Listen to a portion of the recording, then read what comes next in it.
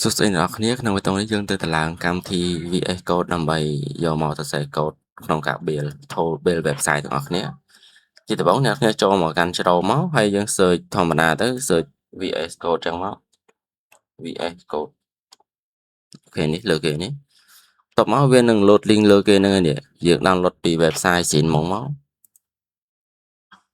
ទាប់មកយើងចុច download for Windows ហ្នឹង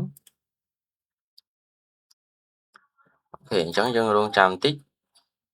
អញ្ចឹងរងចាំវាពេញទៅអានេះដោយសារខ្ញុំបានតម្លើងហើយនេះអញ្ចឹងវាពេញហើយពេលដែលវាពេញមកអ្នកគ្នាចុចលើវាហ្នឹងទៅហើយយើងចុចយកកន្លែង i80 នេះចុច next ទៅ next ទៀតពេល next ទៀតអានេះយើងចង់ដាក់លើ desktop យើងចុចខាងលើនេះចង់ឲ្យមាន icon VS Code ហ្នឹងនៅលើ desktop របស់យើងចុច next ទៀតទៅហើយចុច install អញ្ចឹងវានឹងធ្វើការ install VS Code នៅលើកុំព្យូទ័ររបស់យើងហើយនិយាយទៅអា VS Code ហ្នឹងអត់មានអីពិបាកទេ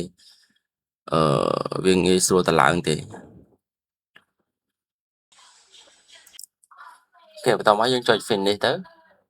អានេះយើងឲ្យវាចុចបើកកម្មវិធីហ្នឹងហ្មងចុចបើទៅវានឹងធ្វើការបើក VS Code ឲ្យយើងនេះអូខេអញ្ចឹងយើងតម្លើងកម្មវិធី VS Code នឹងបានហើយសម្រាប់វីដេអូក្រោយៗខ្ញុំនឹងបង្ហាញពីការចាប់ផ្ដើមទៅសេ tool ហ្មងអានេះវាឲ្យយើងតម្លើងអីចឹងយើងតម្លើងតាមវាមកដោយសារហ្នឹងជា extension ដែលយើងត្រូវតម្លើងពេលយើងទៅសេ code ចឹង